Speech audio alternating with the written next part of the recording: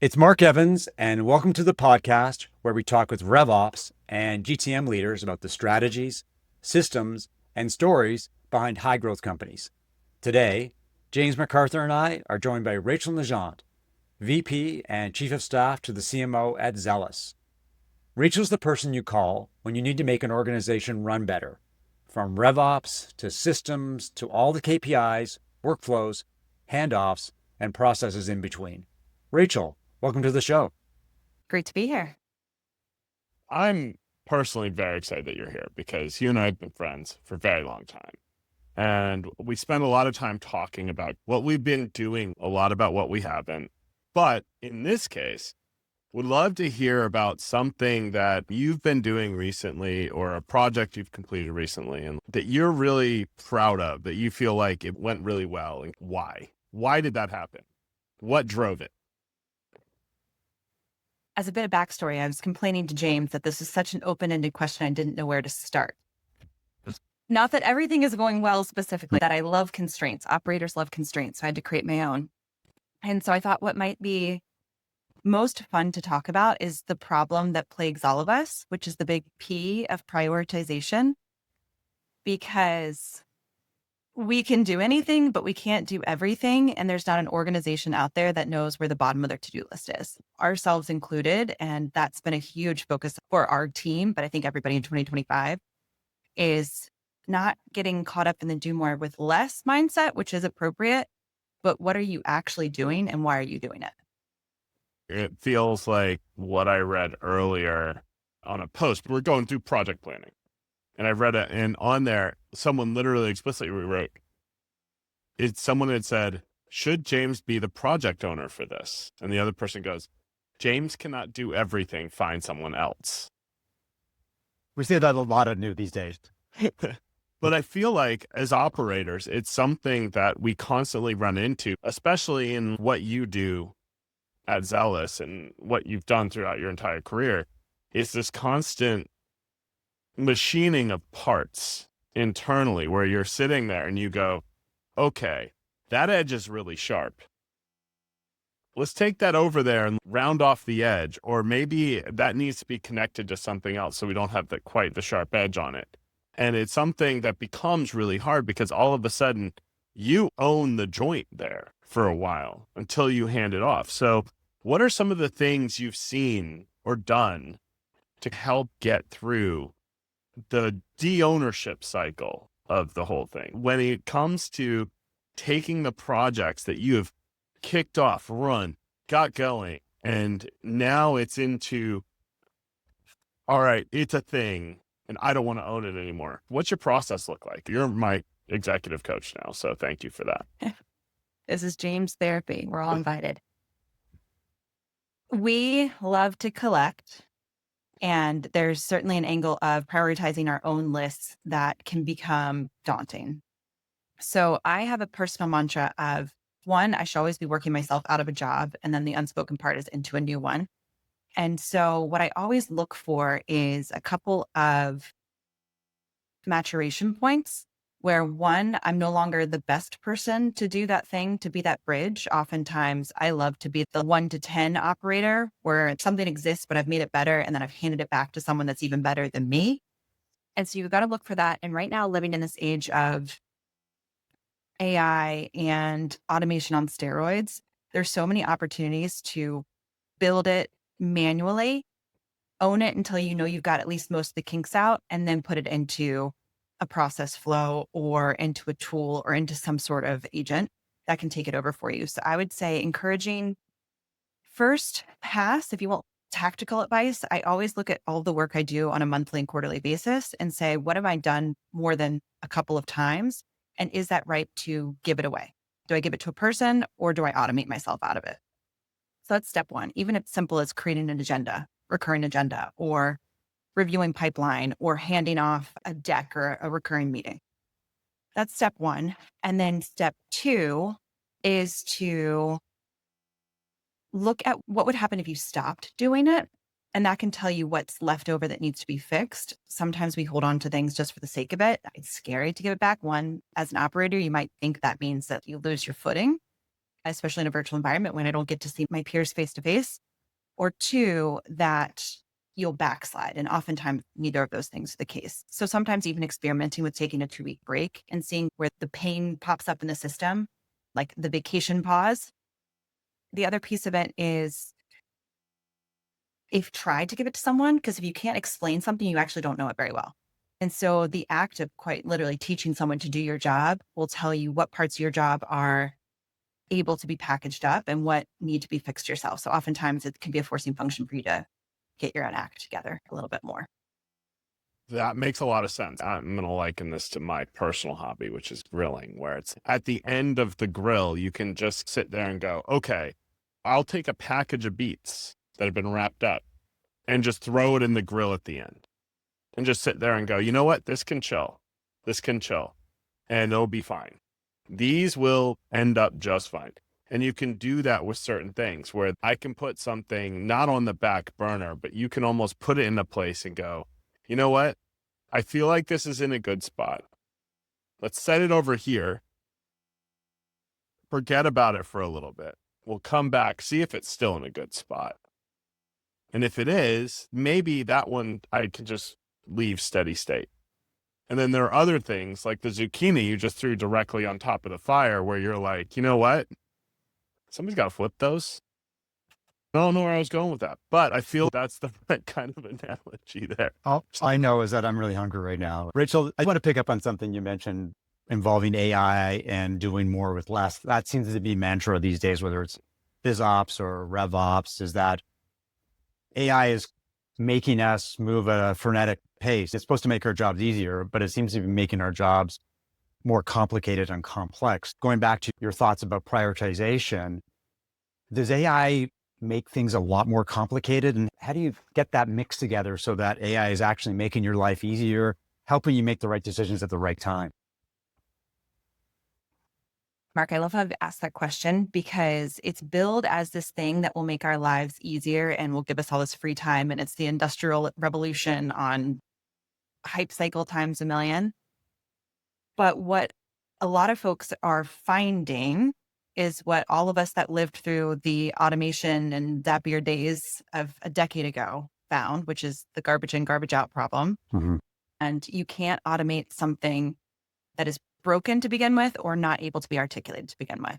And that is somewhat true in the AI world. The difference is that you can give a half-baked problem to an agent. And if you build the right prompts in there, it will work out. So what that means for all of us is that the relief is coming if we're able to clearly articulate our problems. So now we've got an emphasis on problem articulation being a skill set that maybe we didn't have to have before because you could just hold all of the pieces close to the vest. I could run an entire department on a Google sheet. And as long as I knew what went into the third tab and that I had to drag it instead of copy paste it because it would keep the sequence going, we can no longer rely on those Band-Aids because we have to actually give it over. And so it's like trying to explain a complicated system in your house. If they're your guest overnight and you've got to explain something very particular, it makes sense to you, but if it doesn't make sense in the external world, it's not going to go well. So the brilliant part of this is that using these tools is a lovely forcing function for us to get our act together, both on the cleanliness side, but also on documentation and those processes. Because if you let agents loose in your organization without good parameters or at least clarity of what they're doing, you're looking at weekend cleanup jobs. It's a really tricky balance, but the upside is massive. So it's always worth the experimentation. But with all things automation, you have to put your checks and balances in place. So one, make sure you know what's happening. You have your change logs in place. You take the carbon copies of your data every now and then, so you can always roll back. And so it's just making sure that what you've set, you don't forget, and you really, truly go back to make sure it's working for you and not gone off in another direction.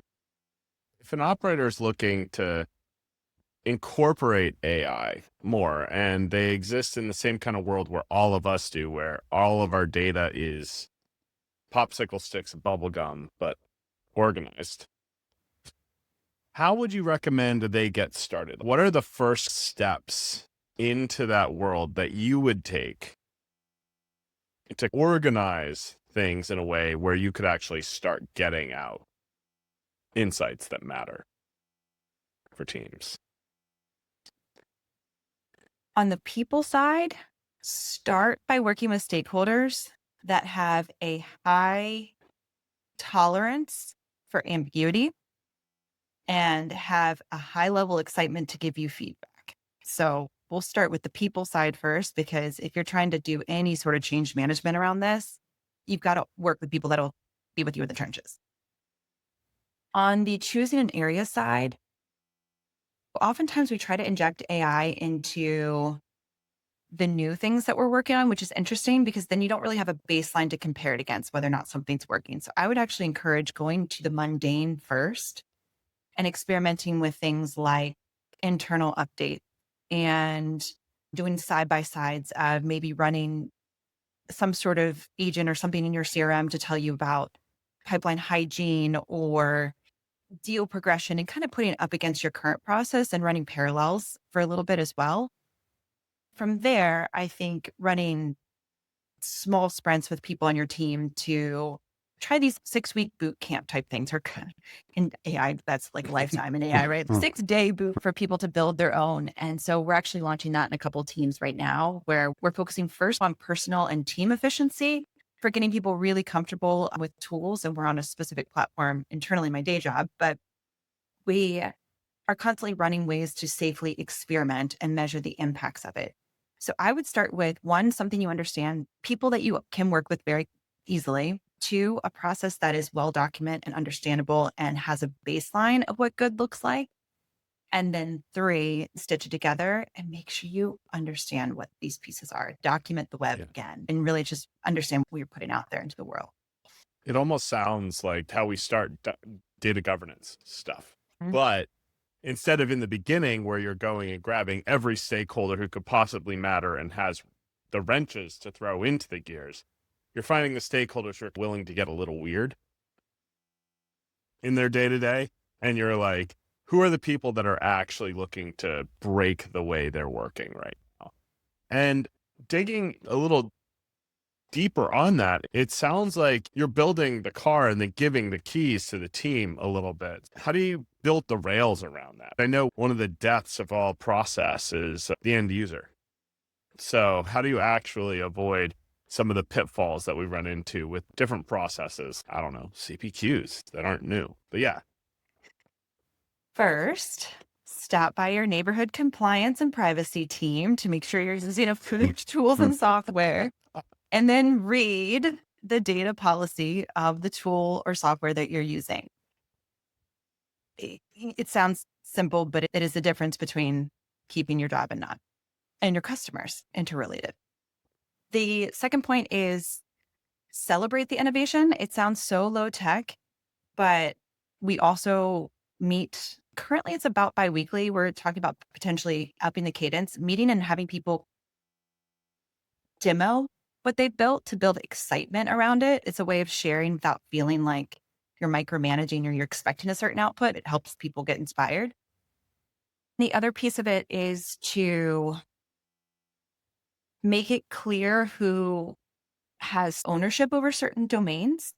You don't want every salesperson on your team, for instance, to build their own dashboarding, whatever. You don't want to let people go completely. They can, but you've got to keep a common language. And so it's the data architecture comment. It's doubling down on having a common language about what do our customer lists look like? What do our KPIs look like? What are the standards that we're still operating under?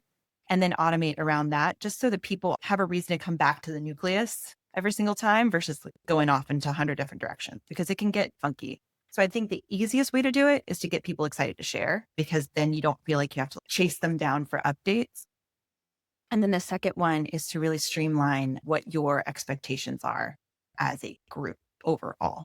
I wanted to circle back on the sharing and celebrating aspect, because I know at Nue, we have been told that we need to embrace AI in a much more meaningful and aggressive way. And everyone understands that.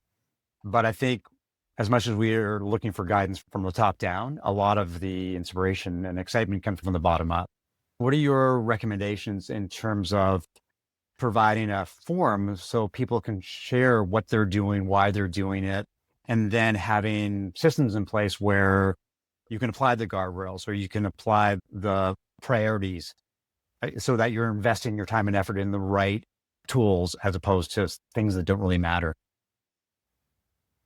The first thing that we're trying to do is give a framework of how to think about AI. It's going to be like talking about the internet when we're looking back at this period now, right? There's infinite possibilities and it's not one size fits all. So the first place that I've tried to start and we've tried to start is give a common framework in which people can think about it. So we think about AI in two ways. One is the super agent way, which is more of the thought partnership, the ones that are doing the full end-to-end planning or can actually be your thought partner, the real prompting stuff.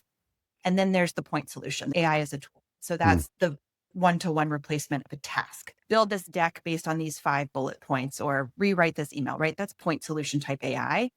And so we give people this context of thinking about it. And right now I'm supporting a marketing team internally. So we apply some of our campaigns and programs, that type of shared understanding. And so by giving a construct for people to think in, back to the very start of this, I love a good constraint. Everybody loves constraints. We don't think we do, but we do because it gives us a common understanding. So one is thinking about, are we talking about AI as tools and point solutions, or are we talking about the super agent? When we talk about the super agent mindset, that's where we get into more of a training and enablement layer.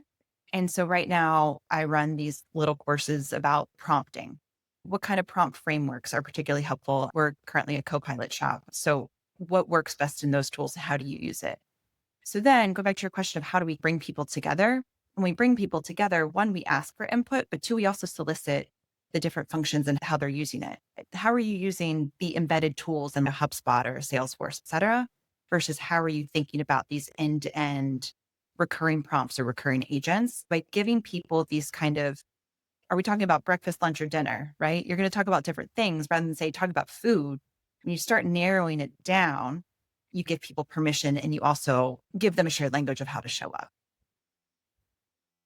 All of this takes us back to the beginning because we opened up with you talking about prioritization and how it's very difficult for you to prioritize. But then in the same vein, we've talked about 5 or 6 different teams when it comes to AI and how they're going to use it internally, which is how are you prioritizing the outputs from this in terms of the business? A lot of ideas that are going to come out of this are going to be terrible.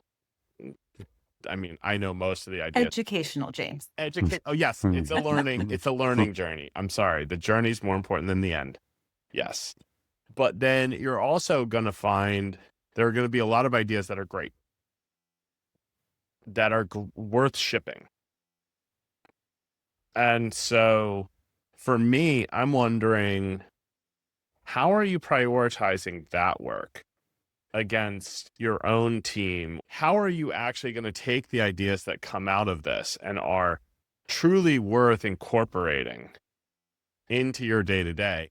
And how are you going to bring that into the fold and make it more of a group effort when they were all designed as this piecemeal one-off thought experiment by XAE? There's a couple angles there. Going into the prioritization piece, there's a couple ways to think about where tools like AI are most impactful. And one is the amount of time saved, which is it's the easiest way to think about it. That's not a groundbreaking thing.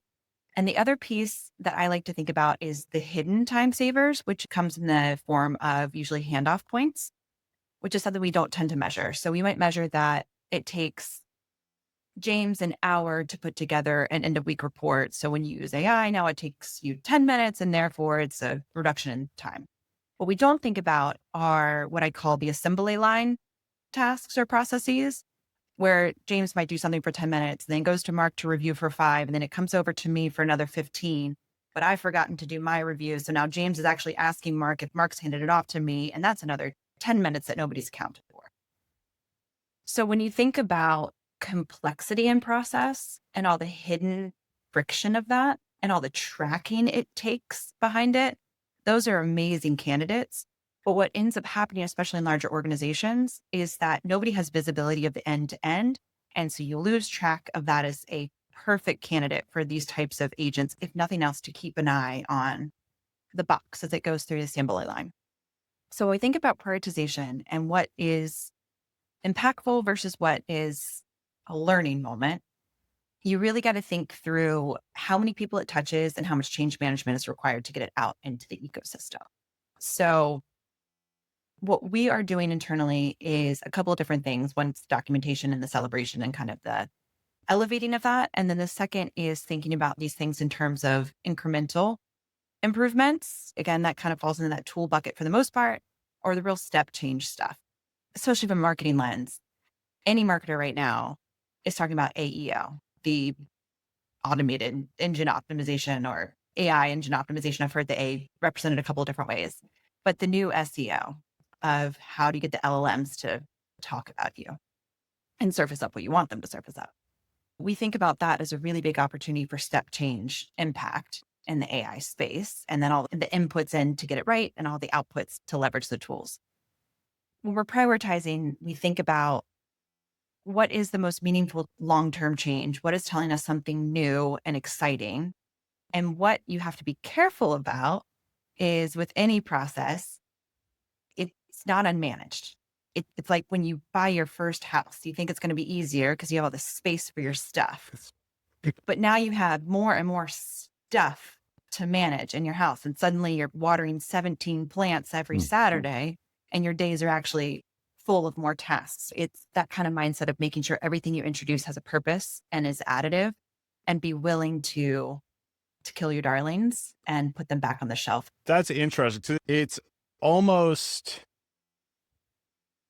counterintuitive for people to think in that way when they're growing. It always brings me back to the Matt Damon Ford movie, where when he built the Ford GT, the race car, and he's talking to the CEO of Ford, and he goes, he was Carroll Shelby in the movie, and he goes, that folder on your desk, I watched it touch 8 hands before it made to your desk. You can't build a race car by committee. And when we're in these companies, everything is about compliance. You've got to be compliant, but going to every team, being all the stakeholders and being like, hey, I want your input here. I want your input here. I want your input here. And in a way, it feels like you're empowering your organization to both embrace that, but at the same time, bypass it in an interesting way where it's self-empowering, but in a way that enables your teams to almost kill your darlings for you. Does that make sense? It's interesting because as we were talking about this, I was thinking, if you're doing it right, you're forced with all these tools and the speed. And Mark, you brought up the rate of change and how everything is accelerating, and it's crazy. All the futurists, I think, are even blowing their own timelines at this point.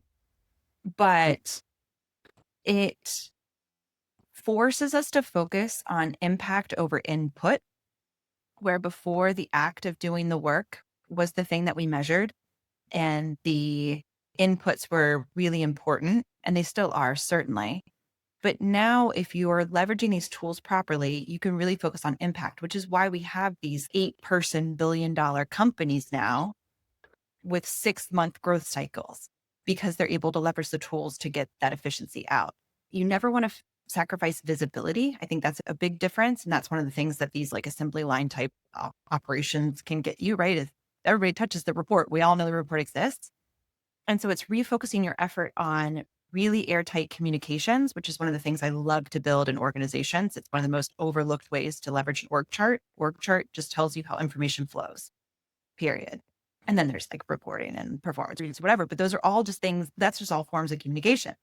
And so when you think about getting the work done, it's just how the information flows laterally within an org chart.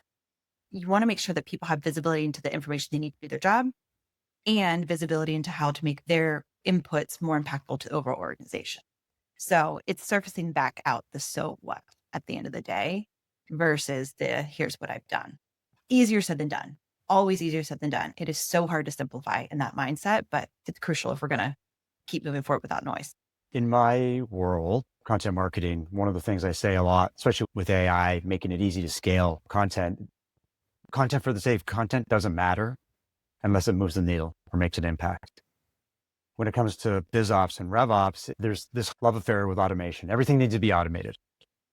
But you could also argue that automation for the sake of automation doesn't make a lot of sense unless it's focused and strategic and makes an impact. You talked at a recent conference about the difference between meaningful automation and toxic automation. And as a brand content guy, I love those two phrases because they just jump off the page. But I'd love for you to dig into what you mean by that and how organizations can focus on the meaningful versus the toxic. There's a visual that comes to mind with toxic automation. There's a couple different ways that it becomes really toxic in your organization, and is an intentional word choice because it truly does touch everything if you've done it wrong. One is the tornado automation comes in and overwrites fields and sends reports and triggers emails to every single contact that's ever lived in any database you ever had. That's the kind of stuff where it's the lawless automation, uncapped, unbridled. That's one form that it takes. And that's the most obvious. Those are the ones that take the most cleanup effort because it's big, it's dramatic. It can be catastrophic if it goes unchecked. The second way that toxic automation shows up is much more subtle and can often be an equal drain, but it's a drain over time. It's a slow drip problem. And the way that shows up is the automation that needs the Band-Aids. I almost think of this like 90s sitcom dad trope of he goes to fix something in the house and he does a haphazard job. And suddenly the patch on the leak is starting to spring a new leak. So then he puts a bucket and then the bucket overflows. And now you've got a tarp on the floor. Then the tarp's slid through. And suddenly, rather than just doing it right the first time, you have this whole MacGyver situation that's trying to fix the faucet that just needed to be turned more tightly. That type of toxic can catch up to us. Again, there's the chaos agent, which is going to get a lot of news. And it's come up before where the CEO had to apologize for deleting someone's database and all that kind of stuff. The slow drip one is what's going to get most of us because we'll build all these things that then need a thing to support the thing. And that's where constantly evaluating what you have live in your system is incredibly important. All of my colleagues that work within just even the Salesforce type environment, they're constantly, if they're able to, monitoring what flows they've built to understand what's out there. And they're culling the list, hopefully, right? If not, advocate to a RevOps leader near you. But on the AI side, responsible automation versus the toxic automation is the constantly evaluating whether or not it's relevant, whether or not it's conflicting something else in the system, and whether or not it needs to constantly be tinkered with. That's a good sign that you should probably stop adjusting and take it off the shelf and ship out something new. That's one of those things where I both vehemently agree and vehemently disagree, depending on the scale that we're talking about. Early stage, it's all the second one. It's all basically like when you're doing that ultra early stage, just get stuff out the door. You have 3 seconds to make a thing. It reminds me of New Girl, the fancy fix. None of it's the fancy fix. But then as you scale, as you grow up, it's like when we were in our 20s, everyone was a mess.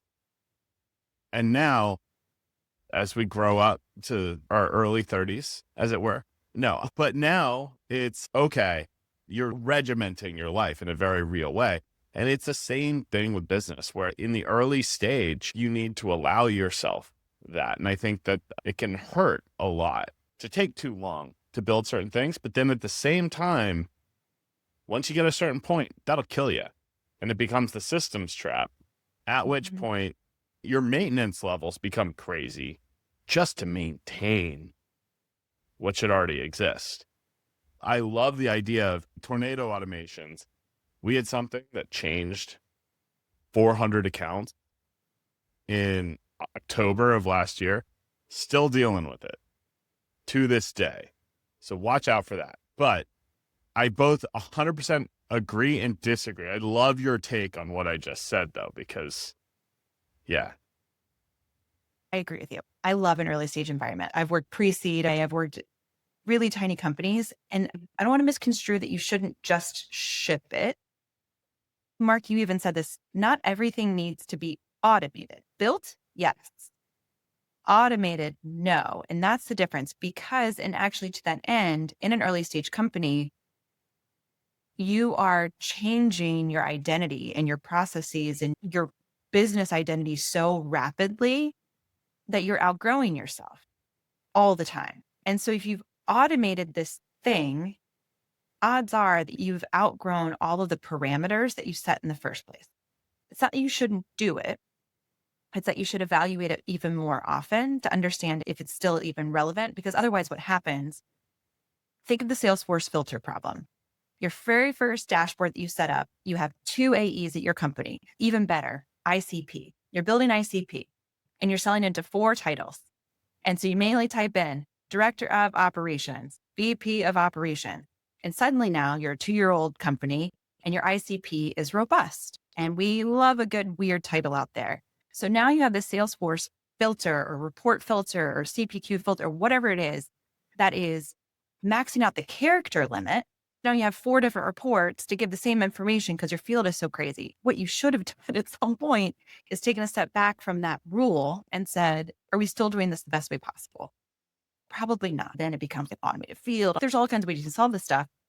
But that's the slow drip problem where unchecked automations can come into play. Same thing if maybe emails are getting fired out based on this one thing. And so if you're not going back and yes, you have to get it done. You should get it done. I'm not saying ask them perfect before you ship it, but you do need to make sure that you're not constantly then bogged down by changing one title across 17 different dashboards every single Friday because one thing has changed. So that's the kind of stuff you need to look out for. Did want to dig a little bit deeper into meaningful automation. So we talked about the toxic stuff, the stuff that's bad and gets you off the rails. But in terms of meaningful, the good stuff, I guess you mean the good stuff. What does that mean? How do companies make sure that they're focused on meaningful automation?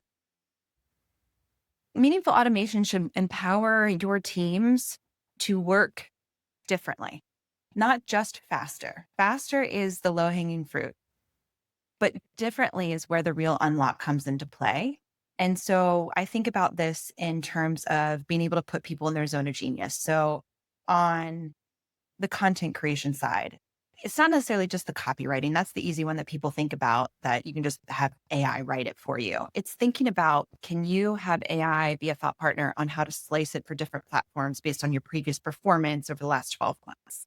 That's the kind of thing that a person could do with a lot of time in white space, but we don't have time or a white space often. And so leveraging an automation or an AI agent or a platform to give us that leverage is incredibly powerful. The other places that automation can really come into play is these recurring tasks that are super error prone, where, sending manual emails or updating reports, that sort of thing.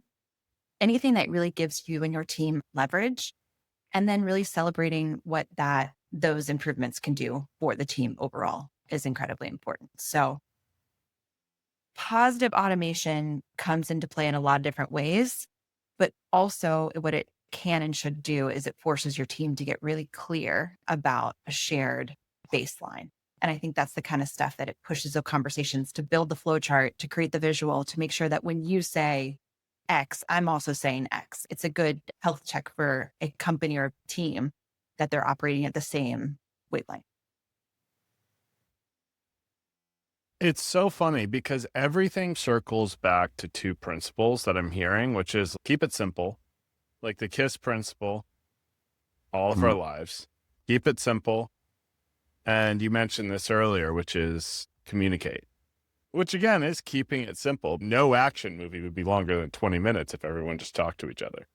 The way you're describing it, it's basically talk to your stakeholders, know what their goals are, but then at the same time, build to the mean of what your organization can actually sustain at that point in the simplest way humanly possible.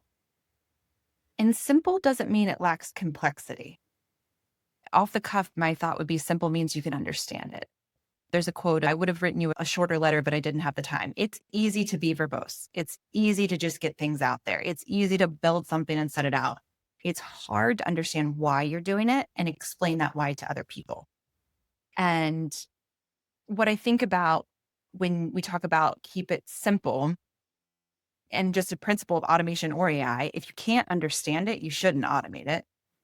Now that we're in agent building territory, we do have an advantage of we don't have to understand it perfectly to automate it anymore, right? It can write the code for you. You can build the app based on a sketch. My preschooler is building things and he asks us to AI it all the time. Can you AI that? And then he asks, is it loading? Is it loading? Yes, it's loading. But the reason I bring that up is because if you are using AI as a thought partner, ask it back for context. What are the things that it's considering so that you are able to understand? You don't want to give away your brain. You want to maximize your impact. You don't want to use these tools to give away how you think. I will always ask, what are the inputs you use to come to this decision? What factors are in play? What time horizon are you thinking about? What are the other complexities here? And really push back that you can really understand something end to end. And I think about it in such a way that if all of my tools went away, could I still run my department, my business, my team? The answer should be yes. It would take me a lot longer. I wouldn't like it. It wouldn't be as fun. But you don't want to give away your power. You want to amplify it. I absolutely love that. I had one other question, which was, how do you deal with the adverse input effect that exists in AI? And you answered it while answering that question, which is awesome. This has been fantastic. Rachel, thank you so much for joining us. This was great. Would love to have you back another time to talk about probably more AI stuff where we can see what the world looks like in 6 months, 6 weeks, 6 days, whatever the time horizon is. But thank you all for the time. This was a lot of fun.